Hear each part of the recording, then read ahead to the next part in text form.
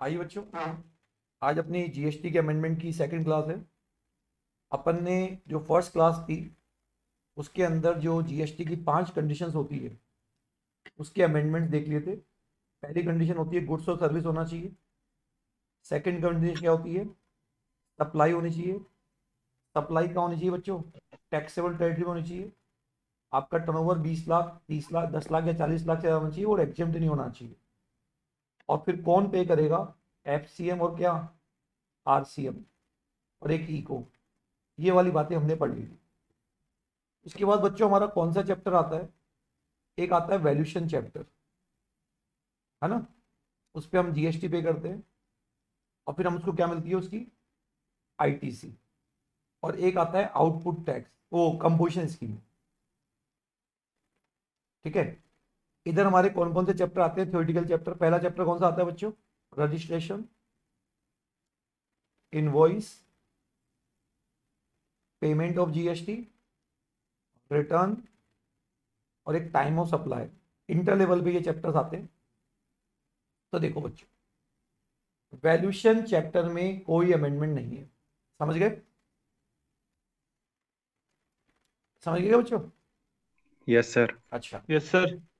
Composition scheme जो है ना, उसमें अमेंडमेंट मैंने आपको लास्ट यहां बता दिया था। जो टैक्सेबल पर्सन में अमेंडमेंट है ना, वही कंपोजिशन स्कीम में है। तो अभी ये फाइल में शेयर कर लूंगा आपसे। और यहाँ पे देखिए कंपोजिशन स्कीम में क्या अमेंडमेंट आया है। ठीक है। आपको याद है बच्चों, एक सेक्शन था 10(2) कि ये लोग कंपोजिशन स्कीम में नहीं जा सकते, पता है आपको?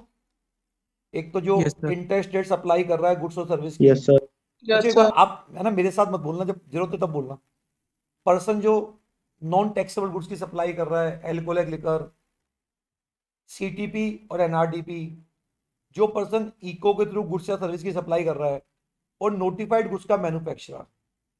तो बच्चों आपको ध्यान होगा यहाँ पे मैन्युफैक्चरर वर्ड था। जबकि टैक्सेबल पर्सन के अंदर जब हम 20 लाख और 40 लाख की लिमिट देखते थे, वहां ट्रेडर भी था और मैन्युफैक्चरर दोनों थे। बट यहाँ मैन्युफैक्चरर है। तो यहाँ पे कौन कौन से मैन्युफैक्चरर? आइसक्रीम वाला, ठीक है, पान मसाला, इरिटेड वाटर यहाँ पे था जबकि वहां पे नहीं था, तंबाकू। और ये जो 4 नाम वहां पे ऐड हुए थे, तो बताओ ये लोग भी कंपोजिशन स्कीम में नहीं जा सकते। तो अगर आप इनके मैन्युफैक्चरर हो, ट्रेडर हो तो जा सकते हो, लेकिन अगर आप इन गुड्स के क्या हो? मैन्युफैक्चरर हो, तो तब आप कंपोजिशन स्कीम में नहीं जा सकते। बोलो बच्चे, बात समझ में आ गई क्या?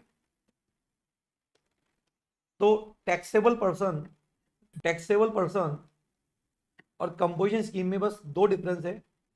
एक तो यहाँ पे जब हम 20 लाख 40 लाख देखते हैं, तो यहाँ मैन्युफैक्चरर भी आता है और ट्रेडर भी आता है। यहाँ केवल मैन्युफैक्चरर आता है। बाकी गुड्स में दोनों की लिस्ट सेम है, एक्सेप्ट जो इरिटेड वाटर है वो यहाँ नहीं है और यहाँ पे है। बोलो बहुत कंपोजिशन स्कीम में, बट यहाँ नहीं है। तो बच्चों आई होप ये वाला अमेंडमेंट सबको क्लियर हो गया होगा। चलूँ मैं आगे?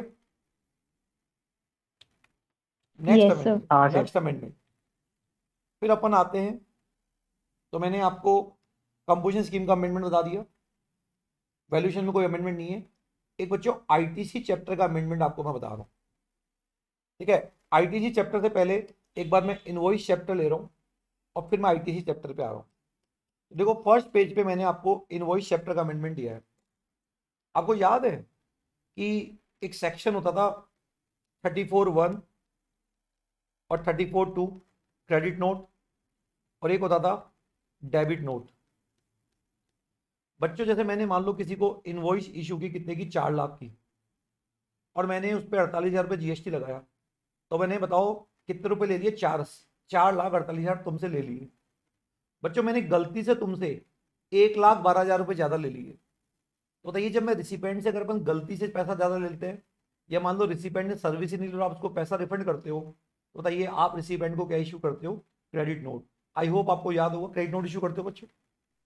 बोलिए। अगर हाँ सर। और अगर बच्चों से पैसा कम लिया तो आप डेबिट नोट इशू करते हो, राइट? आपको याद था? तो यहाँ पे तो बताता था कि क्रेडिट नोट कौन सी परिस्थितियों में इशू होता है, बहुत इंपॉर्टेंट सेक्शन है ये। और डेबिट नोट कौन सी परिस्थितियों में इशू होता है।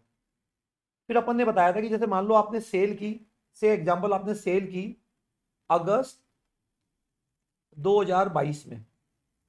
तो बताइए, हमने अगस्त 2022 में जब हम सेल करते हैं, तो हम ये बोलते हैं कि आप रिटर्न कब भरते हो? 20 सितंबर तक GSTR 3 भी भरते हो। तो अगस्त में अगर आपने किसी को इनवॉइस इशू की थी तो बताइए उसका क्रेडिट नोट कब इशू हो सकता है? वैसे तो 20/9/22 तक भी उसी हो सकता है, दिसंबर 31 दिसंबर 22 तक भी हो सकता है, या बच्चों 31 मार्च 23 तक भी हो सकता है, फाइनेंशियल ईयर का एंड। लेकिन अगर आप किसी कारण से फाइनेंशियल के एंड तक क्या इशू नहीं कर पाए, अगर क्रेडिट नोट इशू नहीं कर पाए, तो बच्चों आपको ध्यान था फाइनेंशियल ईयर होने के बाद बताओ जो कौन सी डेट आती है, कौन सी डेट आती है बच्चों? 30 सितंबर। 30 सितंबर। ठीक है, तो 30 सितंबर 23 तक बताओ हम क्या इशू कर सकते थे क्रेडिट नोट। और अगर आपने इससे पहले एनुअल रिटर्न भर दिया तो बताइए हम बोलते थे which ever is earlier. I hope आपको याद होगा। तो बताइए क्रेडिट नोट कब तक इशू हो सकता था? फाइनेंस जैसे जिस फाइनेंशियल में आपने इनवॉइस इशू की थी, या तो उस फाइनेंशियल के एंड तक, या आप 30 सितंबर 23 तक क्रेडिट नोट इशू कर सकते थे। अगर उससे पहले अगर आपने एनुअल रिटर्न भर दिया विच एवर इज अर्लियर। बताओ, नाउ अमेंडमेंट आ गया है, ये 30 सितंबर की जगह बताओ अब क्या आ गया? 30 नवंबर। बोलो बच्चे, बात समझ में आ गई क्या? बोलिए। Yes sir. तो जो आपके पास आपके नोट्स है इनवॉइस चैप्टर के, तो वहां पे आप जो मैंने आपको लिखवाया है या आपके पास प्रिंटेड नोट्स है, वहां पे जाके आप चेंज कर लीजिए और यहां पे आप लिख लीजिए, बताओ ये जो सितंबर की जगह है, बताओ यहां क्या लिख दोगे? नवंबर। समझ गए क्या? क्या लिखेंगे बच्चों? नवंबर। आ गया क्या अमेंडमेंट समझ में? Yes sir. तो बच्चों ये ड्यू डेट जहां जहां से लिखी हुई थी ना वहां सब जगह हो गया चेंज। जैसे ITC में भी था। तो क्या ये अमेंडमेंट समझ में आ गया सबको? Yes sir. हाँ सर। तो बेसिकली हम 30 नवंबर तक क्रेडिट नोट इशू कर सकते हैं। तो आप अपने हाथ से लिख लीजिए, नाउ क्रेडिट डेट इशू कब तक कर सकते हैं? 30 नवंबर तक। छोटा सा अमेंडमेंट है, समझ में आ गया होगा? Yes sir. ठीक है सर, ये अमेंडमेंट हमको समझ में आ गया। तो तो पहले यहाँ पे होता था 30 सितंबर following the end of the financial supply was made और date of furnish and return which average earlier. अब यहाँ 30 सितंबर है, 30 नवंबर आ गया है। छोटा सा अमेंडमेंट है, आई होप आपको ज़्यादा तकलीफ नहीं हुई होगी। चलो बच्चों, चलो मैं अब बताओ दूसरा अमेंडमेंट इनवॉइस चैप्टर में क्या है। दूसरा अमेंडमेंट क्या है बताओ? आपको पता है जब ट्रांजेक्शन B2B होते हैं या एक्सपोर्ट होता है, तो बताइए आपको ई इनवॉइस इशू करना कंपलसरी होता है ना बच्चों? बोलो। जब ये शुरुआती दौर में ई इनवॉइस का कॉन्सेप्ट आया था तो लिमिट 500 करोड़ की होती थी, बोलो। फिर 50 करोड़ की हुई, फिर बाद में 20 करोड़ की हुई। अब सरकार ने इस लिमिट को कितना कर दिया है? कितना कर दिया है? 10 करोड़। आगे क्या बात समझ में? हाँ सर। तो आपके पास जो ई इनवॉइसिंग के नोट थे, रूल्स के अंदर दिया हुआ था, यहां पे जो 50 करोड़ लिखा हुआ है, बाद में 10 20 मैंने करवाया था, उसको आप 10 करोड़ कर दो। समझ में आ गई बात बच्चों?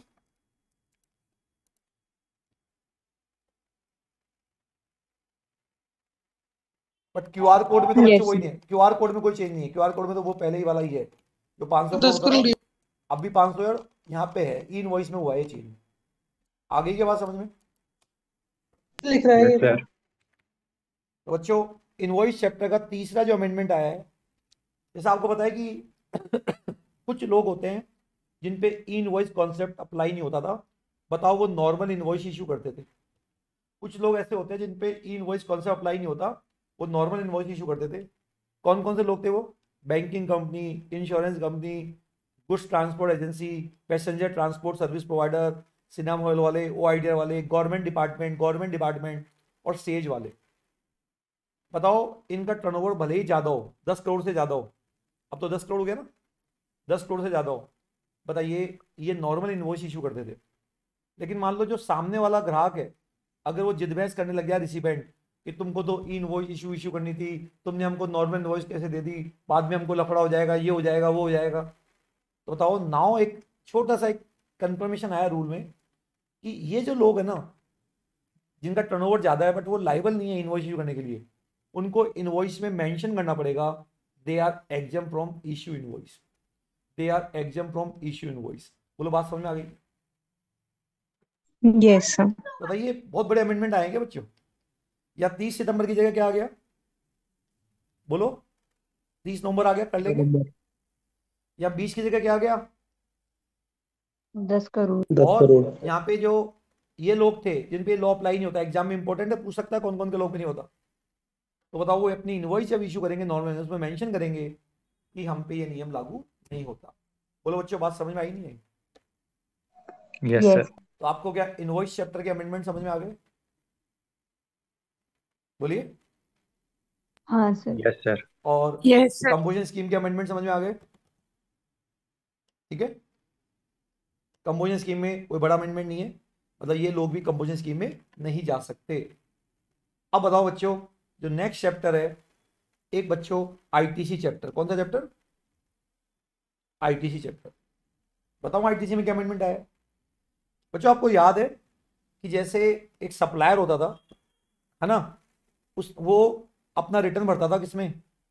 सेल का रिटर्न, GSTR 1। बताओ रिटर्न जीएसटी पोर्टल पे जाके भरेगा और सप्लाई ने 8 इनवॉइस ही दिखाई। बताओ आउट इनवॉइस के हिसाब से सप्लायर के हिसाब से 15,000 रुपए का आउटपुट बनता था। अब जो रिसिपेंट होता है, बताओ आजकल वो GSTR 2 तो भरता नहीं है, वो 3 भी भरेगा।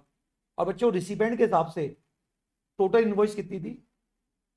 10 इनवॉइस। तो बताइए सप्लायर ने 8 इनवॉइस दिखाई और सप्लायर के हिसाब से आउटपुट इतना बन रहा था 15, जबकि रिसिपेंट के हिसाब से आना 10 इनवॉइस थी। बताओ 15,000 के आउटपुट पे तो कोई डिस्प्यूट ही नहीं है। बोलो बोलो, ये 15 दिखा रहा है, ये आउटपुट 15, तुम्हारा आईटीसी भी 15, लेकिन रिसिपेंट के हिसाब से 2 इनवॉइस और मिस थी जिसपे 8,000 रुपए की आईटीसी बनती थी।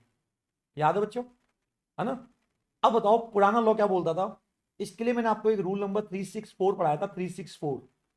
वहां ये था कि डिस्प्यूटेड क्रेडिट कितनी है? 8,000। और जो क्लियर कट क्रेडिट है, क्लियर कट, उसका पहले शुरुआती दौर में 20 होता था, बाद में 10 हुआ और बाद में ये 5 होता था। लेटेस्ट मैंने आपको 5 बताया था। 15,000 का 5%, 15,000 का कितना? 5%।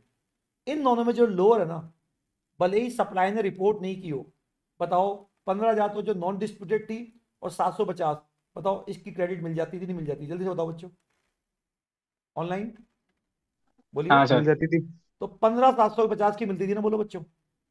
अब बताओ ये पूरा नियम हटा दिया गया, जो वो बताएगा, कौन बताएगा? सप्लायर, उसी की क्या मिलेगी? क्या मिलेगी? क्रेडिट मिलेगी। आईटीसी। बस। तो तुम्हारे लिए रूल 364 जो है बच्चों उड़ा दो, वो हट गया है। समझ गए? Rule 364 remove. Now recipient will credit on gate credit only those amount which is reported by supplier. कितना बच्चों? 15,000। बोलो बात समझ में आ गई? बोलिए। Yes sir. तो Yes, sir. तो पहले क्या होता था बच्चों? तो आपके जो नोट्स है यहाँ पे एक प्रोविजन था, अगर आपको ध्यान हो, ये वाला बच्चों, ये क्या हो गया? रिमूव। समझ गए?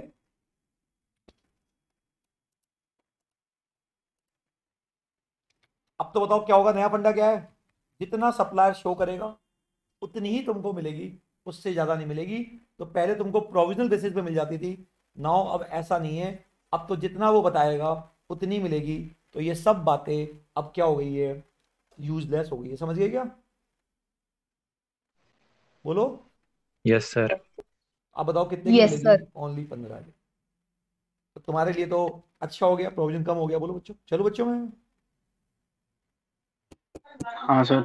अच्छा नेक्स्ट बच्चों, यहां पे आपको ध्यान है कि एक सेक्शन था 16(2),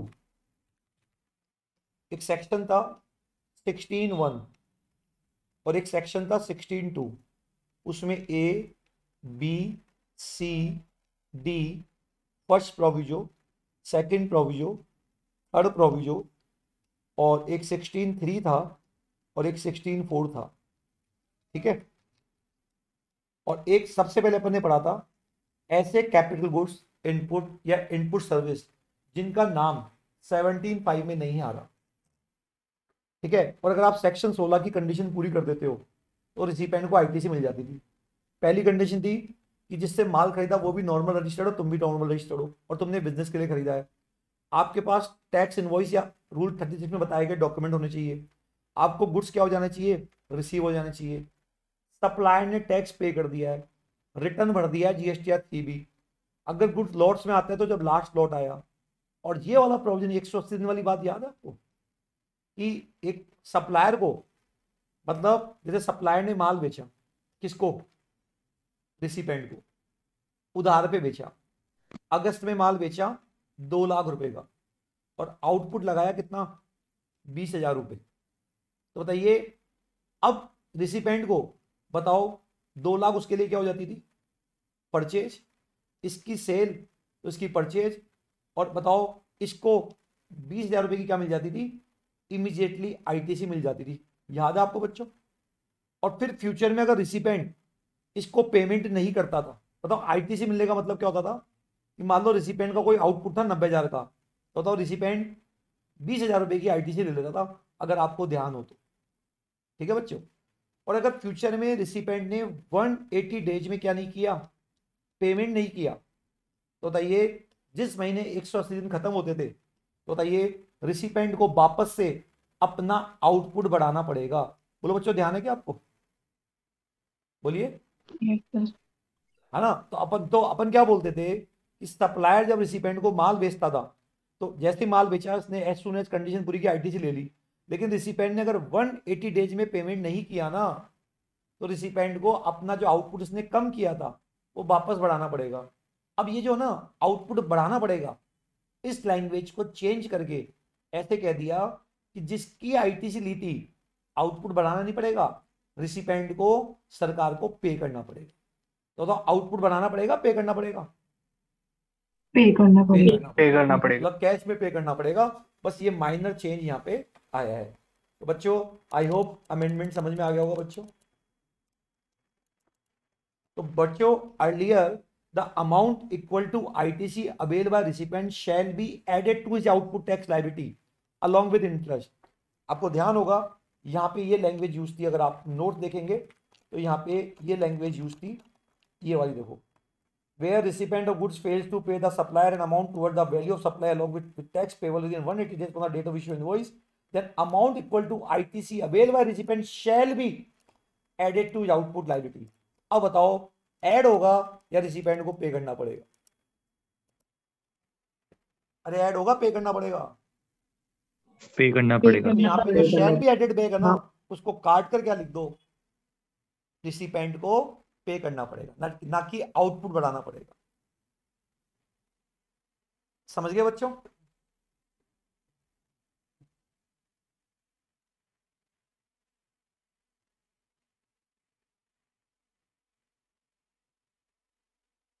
लिख दिया क्या, यस सर। Yes sir. तो पे करना पड़ेगा, आउटपुट बढ़ाना पड़ेगा,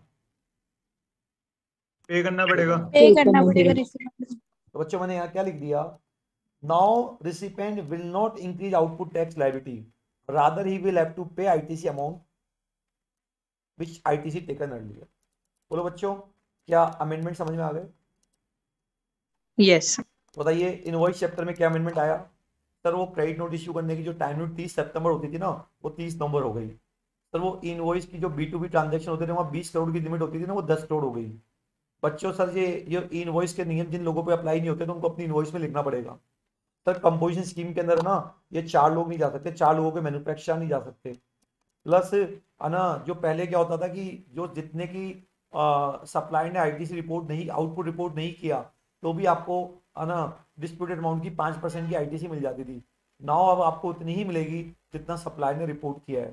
पहले ही होता था कि अगर सप्लाई ने रिसिपेंट को माल बेचा है तो recipient as soon as section 16 की कंडीशन जब पूरी कर देता था तो उसको आईटीसी मिल जाती थी, डज नॉट मैटर कि उसने सप्लायर को पे किया है। नाउ और पहले फिर ये होता था अगर रिसिपेंट सप्लायर को 100 दिन में पे नहीं करता था ना, तो रिसिपेंट को अपना आउटपुट वापस बढ़ाना पड़ता था। नाउ आउटपुट नहीं बढ़ाना पड़ेगा, उसको पे करना पड़ेगा। बोलो बच्चे, बात समझ में आ गई? Yes, sir. ठीक है। अच्छा, उसके बाद बच्चों, अब मैंने अभी आपको क्या बोला, आपको याद है कि जैसे आपने मान लो अगस्त 22 में कोई गुड्स बाय किए, अगस्त 22 में क्या बाय किए, गुड्स बाय किए, तो ये उस केस में क्या होता था, तो आप उसकी आईटीसी अगस्त में ले लो, सितंबर में ले लो, मार्च एंड तक ले लो। और अगर आप मार्च एंड तक भी नहीं ले पाए तो बताइए फाइनेंशियल ईयर का जो 30 सितंबर आता था, बोलो बोलो, वहां तक आईटीसी बुक कर सकते थे ना, बोलो? Yes sir. और या Yes, sir. Annual return which average earlier. अब 30 सितंबर की जगह क्या हो गया, क्या हो गया? 30 नवंबर। तो बताओ, जो 16 है ना, तो यहाँ पे जो अपना ये जो 16(4) सेक्शन था नवंबर कर दो यहाँ पे, यहाँ भी क्या करेंगे अब,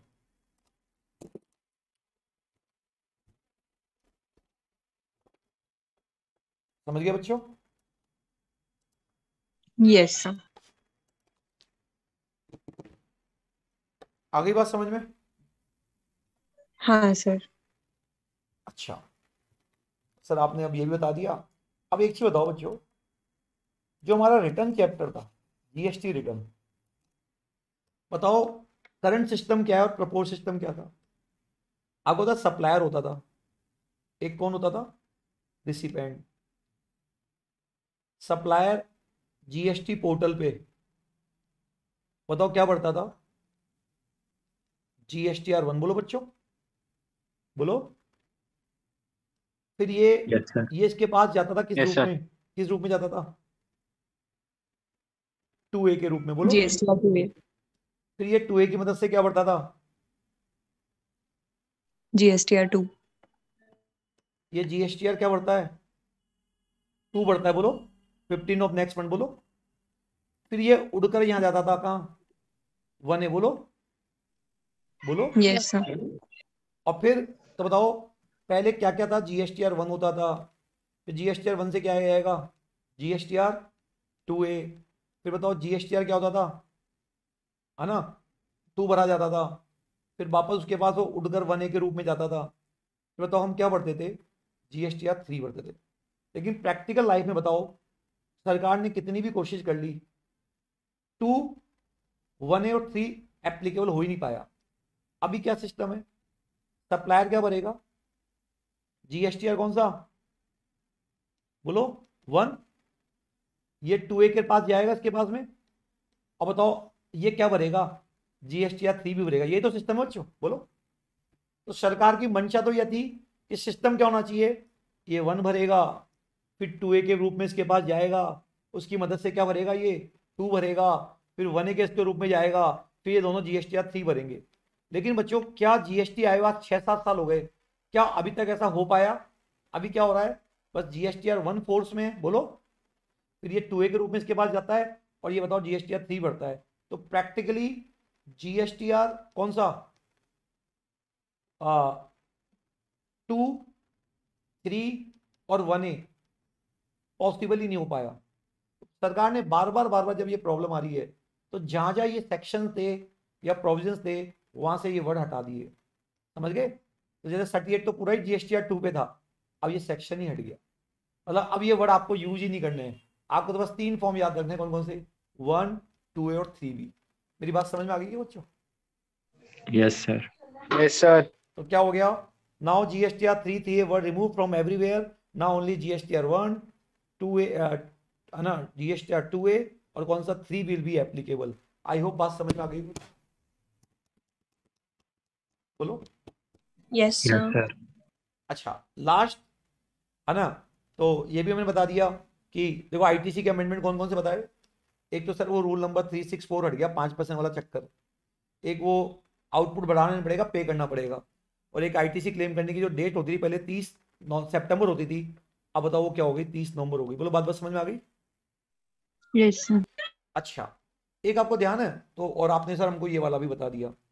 एक बच्चों आपको ध्यान है, एक होता था मोटर व्हीकल, एक होता था एयरक्राफ्ट, और एक होता था वेसल। ध्यान है आपको? बताओ Yes, sir. हम या तो इनको बाय करते थे, बोलो बोलो बोलो, इन तीनों को क्या करते थे? बाय। बाय या इनको क्या Higher. लेंगे? लीज पर, बोलो क्यों? या तो हमने इसकी ट्रेडिंग करते हैं, बोलो, या ड्राइविंग या स्कूल फर्दर है, भी। बोलो। तीन थे ना वहां पे, बिजनेस है, यस सर। ड्राइविंग स्कूल है, और एक और था, टैक्सी पे चलाते हैं, बोलो। Stock and. वो तो ट्रेडिंग आ गया ना, स्टॉक इन ट्रेड, बोलो। और अदर पर्पज यस ध्यान है सर। आपको, बोलो। और मोटर व्हीकल भी कौन सी? 13 से कम वाली, याद है आपको? Yes sir. तो इन इंक्लूडिंग पर्पज के लिए ड्राइवर। आती थी तो आईटीसी मिल जाती थी, बट अदर पे नहीं मिलती थी ना, बोलो। Yes, sir. सर। और इनके जो खर्चे होते थे, अगर ये अलाउड है तो वो भी अलाउड होते थे, और अदर में नहीं होते थे, बोलो बच्चों। Yes sir Yes. बताया था अगर हमने प्रिंसिपल इनको लीज पर लिया, लीज पर, तो बताइए जो नियम ऊपर लगेगा, बताओ, लीज पर लिया तो यहां ऊपर अलाउड हो जाता था, तो यहां भी अलाउड हो जाएगा, और ऊपर नहीं होता था तो यहां भी अलाउड नहीं होगा। तो अगर आपने ये चीजें लीज पर ली है, तो बताइए वो जो लीज वर्ड है उसका स्कोप सभी पर है या केवल ये 3 असेट्स का ही है, बोलो। तो आपको ध्यान होगा जब अपन ने ये पढ़ा था, यहाँ पे एक वर्ड था, अमेंडमेंट नहीं है तो क्लियर किया है, वैसे भी क्लियर ही था वो, पहले भी क्लियर ही था। बताओ यहाँ पे ये जो लीज वर्ड यूज किया है, दिख रहा है आपको ये लीज? बोला इसका स्कोप हर चीज पर है या केवल ऊपर वाले 3 पर ही था, इन्हीं के लिए। तो जैसे मान लो ऐसी कोई मोटर व्हीकल जो इन नामों में नहीं आ रहा और उसको लीज पे लिया, तो आपको आईटीसी मिल जाएगी। तो ये जो लीज वर्ड का जो स्कोप है वो इन 3 एसेट पे ही था, ये बात यहाँ पे बोल रहा है। तो lease word restricted to motor car, vessel, और क्या, aircraft, not other motor vehicle. बात समझ में आ गई क्या? बोलिए बच्चों। हाँ sir. Yes sir. Yes, sir. ठीक है, अब मेरा यहां तक की बात पूरी क्लियर है। अब मेरा अगला चैप्टर कौन सा आता है बच्चों? Registration chapter. बताओ बच्चों, कौन कौन सी परिस्थितियां है जहां आपका रजिस्ट्रेशन कैंसिल हो जाता था, याद है? मार डाला, बोलो बोलो। आपने एक्ट और यस रूल्स सर। का Yes, क्या sir. किया है? वॉयलेशन किया है, बोलो। नॉर्मल स्कीम वाला लगातार 6 महीने तक रिटर्न नहीं भरा, बोलो। कंपोजिशन स्कीम वाला बताओ 3 क्वार्टर रिटर्न नहीं भरा, बोलो बच्चों, याद है आपको? Yes sir. Yes, sir. और है ना, आप डिक्लेयर प्लेस से बिजनेस नहीं कर रहे हो, आपने वॉलेंट्री बिजनेस किया था लेकिन आपने 6 महीने तक व्यापार स्टार्ट नहीं किया, बोगस इनवॉइस इशू कर रहे हो या इनवॉइस इशू नहीं कर रहे हो, जीएसटीआर 1 में जितनी आपने सेल दिखाई जीएसटीआर 3 में कम दिखाई, बोलो। ये बातें पड़ी थी ना? पढ़ी थी सर। तो बच्चों यहाँ पे एक प्रॉब्लम ये थी कि आपको याद है वहां लिखा होता कि 2 तरह के रजिस्टर्ड पर्सन होते हैं, एक तो नॉर्मल वाला, और एक कौन, एक वो पर्सन थे क्यूआरपीएम स्कीम ऑप्ट करके। क्यूआरपीएम का मतलब क्या होता है? Quarter return payment monthly. और एक कंपोजिशन स्कीम वाला। तो यहाँ पे थोड़ी सी प्रॉब्लम थी कि बताओ जो नॉर्मल पर्सन होता है वो कौन सा रिटर्न भरता है? 3 भी भरता है ना, बोलो, और मंथली भरता है ना। तो अगर उसने 6 महीने तक रिटर्न नहीं भरा तो उसका रजिस्ट्रेशन कैंसिल हो जाता था। तो यहाँ कोई प्रॉब्लम नहीं थी। तो ये पहले भी 6 महीने था और अब भी 6 महीने है, यहाँ कोई प्रॉब्लम नहीं थी। तो मैं आपको दिखाना चाह रहा हूँ कि कहाँ प्रॉब्लम नहीं थी।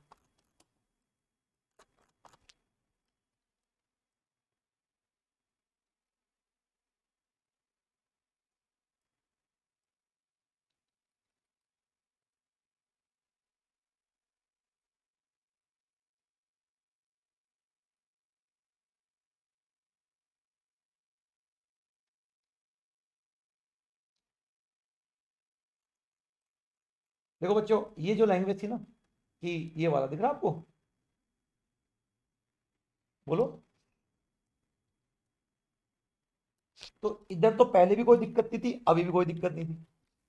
अब यहाँ पे देखो, अगर मैं इसकी बात करूं, इसको रुक जाएगा क्यूआरपीएम वाले को, अगर रजिस्टर्ड पर्सन जिसने कंपोजिशन स्कीम ऑप्ट नहीं कर रही थी, तो वहां क्या लिखा हो? तो कंपोजिशन का रिटर्न कब भरता है? अगर आपको याद हो, कंपोजिशन स्कीम वाला एक तो भरता है CMP 08। बच्चों वो तो स्टेटमेंट था, वो रिटर्न थोड़ी था, वो तो स्टेटमेंट था जो आपको हर क्वार्टर के बाद 18 को भरना होता है। अप्रैल से लेके जून का 18 जुलाई को, जुलाई से लेके सितंबर का 18 अक्टूबर को, अक्टूबर से दिसंबर का 18 जनवरी को, ऐसा था ना। लेकिन वहां लिखा हुआ है कि कंपोजिशन स्कीम वाले ने क्या नहीं भरा, रिटर्न नहीं भरा, रिटर्न 3 लगातार टैक्स पीरियड। इसका क्या मतलब है? तो बच्चों कंपोजिशन स्कीम वाला होता था, एक तो 4 तो स्टेटमेंट भरता था, और वो जो रिटर्न भरता है ना वो भरता है जीएसटीआर 4 में, जीएसटीआर 4 में भरता है, और उसकी ड्यू डेट होती थी 30 अप्रैल, और वो एनुअल रिटर्न होता था। तो हम ये कहना चाह रहे हैं कि जो कंपोजिशन स्कीम वाला है ना, 4 तो स्टेटमेंट लगाता था क्वार्टरली, और रिटर्न भरता था एनुअली, और उसकी डेट होती थी 30 अप्रैल। तो फॉर एग्जाम्पल अगर 22-23 की मैं बात करूं तो बताइए डेट क्या होती थी, 30 अप्रैल 23। ध्यान है क्या बच्चों आपको? अब यहां पे ये लैंग्वेज सेट नहीं बैठ रही थी, यहां पे बोल रहा है a person opting composition has not furnished return of 3 consecutive tax period. मतलब क्या? तो लैंग्वेज सही नहीं थी। तो बताओ इन्होंने क्या कर दिया, अब लैंग्वेज यहां क्या कर दी, यहां से कर दिया कि अगर इसने, मतलब जो रिटर्न भरने की ड्यू डेट होती है, कौन क्या होती है ड्यू डेट, 30 अप्रैल है ना, उसके 3 महीने तक रिटर्न नहीं भरा, 3 महीने तक जीएसटीआर 4 नहीं भरा।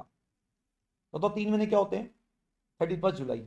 तो बताइए 31 जुलाई 23 तक अगर रिटर्न नहीं भरा तो बताओ इसका रजिस्ट्रेशन कैंसिल हो जाएगा। तो बताओ मैं क्या बोलना चाह रहा हूं कि जो जीएसटीआर 4 एनुअल रिटर्न होता था ना, इसकी ड्यू डेट होती है 30 अप्रैल। तो बताइए 30 अप्रैल से 3 महीने के अंदर अगर आपने नहीं भरा ना तो आपका रजिस्ट्रेशन कैंसिल हो जाएगा। आगे क्या बात समझ में? Yes, sir. ठीक है। तो पहले यहाँ पे क्या लिखा होता, 3 क्या लिखा होता, Consecutive tax periods. अब इसकी जगह क्या हो गया, Months. 3 month from due date of filing GSTR 4 return, that is 30 April date होती ना, 30 अप्रैल से 3 मंथ, बताओ कब खत्म होंगे, 31 जुलाई को होंगे ना वो। समझ में आ गया क्या अमेंडमेंट? Yes sir. ठीक है। और बच्चों जो क्यूआरपीएम स्कीम वाला होता है ना, वो तो बढ़ता ही क्वार्टरली रिटर्न है। तो देखो रजिस्टर पर्सन जो नॉर्मल, रजिस्टर पर्सन जो होता है ना नॉर्मल स्कीम वाला, अगर उसने क्यूआरपीएम स्कीम ऑप्ट कर रखी है तो उसको क्वार्टरली भरना है। तो इसलिए यहाँ पे पहले यहाँ पे 6 मंथ लिखा हुआ था, जब रिटर्न ही क्वार्टरली बढ़ता तो आपने 6 मंथ कैसे लिख दिए? तो यहाँ पे 6 मंथ की जगह क्या आ गया, 2 क्वार्टर आ गया। बताइए क्या अमेंडमेंट है, क्या अमेंडमेंट है? सर अमेंडमेंट यह है कि पहले इन दोनों के लिए क्या वर्ड यूज कर रखा था, 6 मंथ 6 मंथ, और उसके लिए 3 क्वार्टर वर्ड यूज किया होता। तो ये तो पहले भी 6 था और आज भी 6 है। ये 6 मंथ की जगह क्या बोलेंगे, क्यूआरपीएम वाली स्कीम ने 2 क्वार्टर तक आरओआई नहीं भरा। समझ गए? और ये क्या बोल रहे हैं हम, कंपोजिशन स्कीम वाला जिसको जीएसटीआर 4 भरना होता है 30 अप्रैल, नेक्स्ट फाइनेंशियल खत्म होने का 30 अप्रैल, 3 महीने तक रिटर्न नहीं भरा, तो बताइए उस केस के अंदर है ना आपका रजिस्ट्रेशन कैंसिल हो सकता है। तो बच्चों आई होप आपको सारे अमेंडमेंट समझ में आ गए होंगे। तो बताओ अपन ने कौन कौन से अमेंडमेंट देखे। सर आपने सबसे पहले आपने हमको इनवॉइस चैप्टर में बताया क्रेडिट नोट इशू करने की जो लास्ट डेट 30 सितंबर होती थी वो 30 नवंबर हो गई। इनवॉइस की लिमिट 20 से 10 करोड़ हो गई। ये लोग आप इनवॉइस में मेंशन करेंगे कि हम पे अप्लाई नहीं होता। ये 4 लोग कंपोजिशन स्कीम में नहीं जा सकते हैं। और जो आपका 5% का कॉन्सेप्ट है वो हट गया, अब तो जो वो बताएगा उतनी ही मिलेगी। और जो पहले 100 दिन में पेमेंट नहीं होता था, अपन बोलते थे आउटपुट टैक्स बढ़ा देंगे, अब ना उसको पे करना पड़ेगा बढ़ाने की जगह। और जो आईटीसी क्लेम करने की जो डेट होती थी वो 30 सितंबर की जगह अब आप 30 नवंबर हो गई है। और जो लीज वर्ड यूज़ किया था वो केवल इन 3 के लिए आएगा। और ये जीएसटीआर 2, 3 और 1 जहाँ जहाँ वर्ड थे वो सब जगह एक्ट में हटा दिए गए हैं क्योंकि ये फोर्स में नहीं है। और रजिस्ट्रेशन चैप्टर में जो हम पहले पहले पढ़ते थे कि नॉर्मल स्कीम वाला 6 महीने तक रिटर्न नहीं बढ़ता और कंपोजिशन स्कीम वाला 3 क्वार्टर तक नहीं बढ़ता, वहाँ पे अब चेंज हो गया है। कंपोजिशन स्कीम वाले के लिए क्या बोल दिया कि उसने जो एनुअल रिटर्न होता है वो अगर 30 अप्रैल से 3 महीने के अंदर नहीं भरा तो उसका रजिस्ट्रेशन कैंसिल हो जाएगा। और क्यूआरपीएम स्कीम वाला अगर 2 क्वार्टर तक नहीं भरता है तो उसका रजिस्ट्रेशन कैंसिल हो जाएगा। बच्चों आई होप आपको समझ में आ गया होगा।